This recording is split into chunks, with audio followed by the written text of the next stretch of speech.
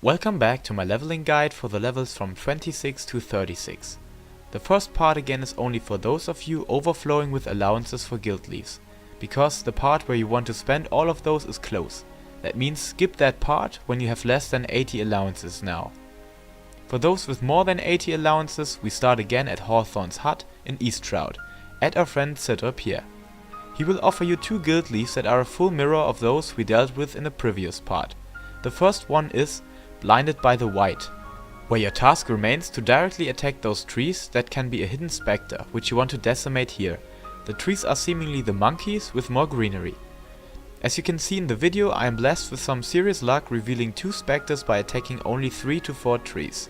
And with this you are able to witness the use of ignoring the elementals, because it's more the norm than the exception, and we are generally able to deal with this leaf in round about 2 minutes.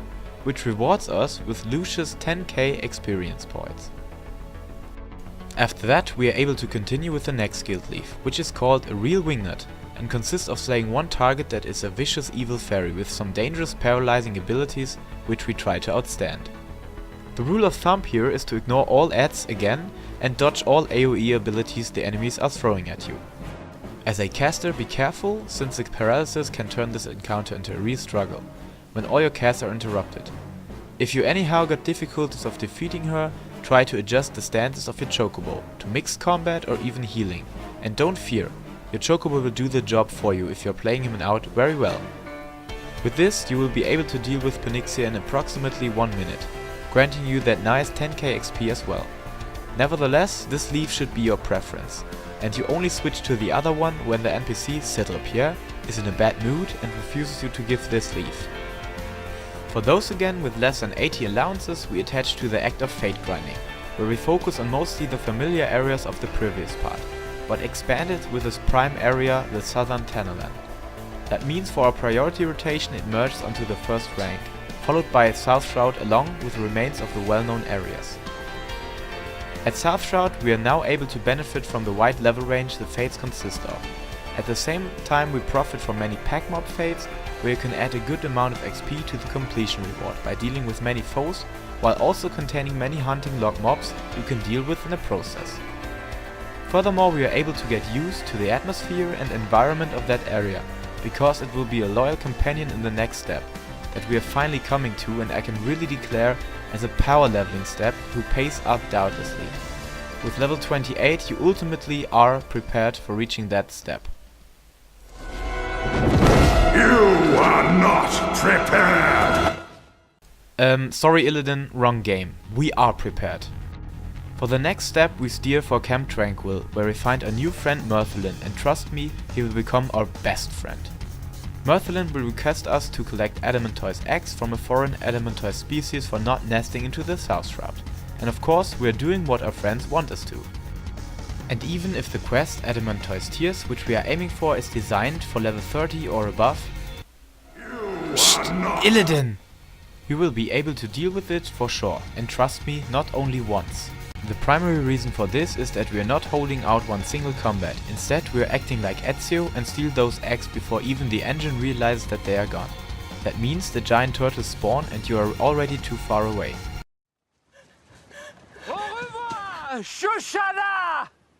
Even if you're struck in combat, just keep on clicking those eggs, because you will be able to teleport back to our buddy Merthelin and all combat action will vanish into thin air. Therefore, you start this with a +4 on the difficulty bar, even at level 28, because you won't be fighting any turtle, if you're good at clicking and your chocobo or your job features a stun, which is enough time of looting an egg. Sometimes even Merthelin will suffer moodiness and will refuse giving you Adamantoise Tears. Then you have to aim for Black Market Down, north of Camp Tranquill, in which you are forced to raise your weapons again and kill 3 enemies. Always pay attention to the bees around, and if a fate spawns there, it is wise to pull the target enemies away from it, so that you are not ending up with fighting more than 2 foes at once. My advice here is to do this on a fairly low difficulty bar level, so that you are able to complete it very quickly and proceed onwards with the big deal in the shape of egg robbery. This procedure you are repeating till level 36, where the XP will decrease slightly and we have to move onwards. But till then, some calculation to keep you on the line. You deal with this leve mostly in under 1 minute and earn 40k XP, that calculated to a median of 180k XP needed per level, around about 15 minutes per level, according to your individual speed. That sums up as 4 levels per hour and the whole step from 28 to 36 in approximately 2 hours, which is heavily fast. For those of you without any allowances, the stage is set for fate grinding again. Yeah! And on the first hand you start in southern Merthelin again, where you now expand your area range to the region around the oasis, where the sand is glowing so damn brightly. Also keep backtracking to Little Alamigo, where you always find decent fates around. But with this fate especially, be careful, it is an absolute waste of time, because you will be cutting down armies and masses of worms.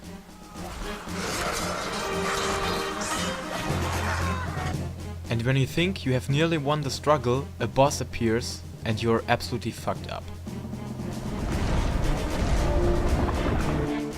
In Eastern Lanacea there are always multiple fates up around the Costa del Sol, which have an excellent level range and are mostly easily dealt with. Besides, you're also able to teleport to Wineport, where you can go south and find many awesome fates. At Southshroud there are also some good fates to keep you on track. But above all, at least you can feel the presence of your good friend Merthelin, also having no allowance to spend time with him. Not a single one. Do you get it? At Upper Lanacea you are now able to teleport to the local Aetheroid at Camp Bronze Lake, where you mainly focus on this fate and sometimes others too. Another option you have is doing dungeons whose level requirements resemble your current level, so that you are able to benefit from chaining mobs, which can be an awesome boost too. Sometimes you can earn a whole level with one dungeon, until the chain option disperses, but they will still grant a solid amount of experience points. Well, since I have showed you many options of reaching your target level, it is now your turn to choose from them. Your pick mainly depends on your way of playing, whether you are more likely a group character or you want to solve your challenge on your own. Remember, groups can be a great virtue, but also include a moderate contingency of failure.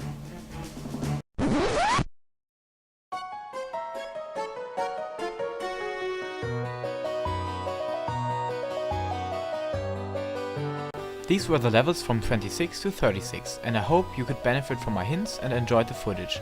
See you in the next part. Until then, take care.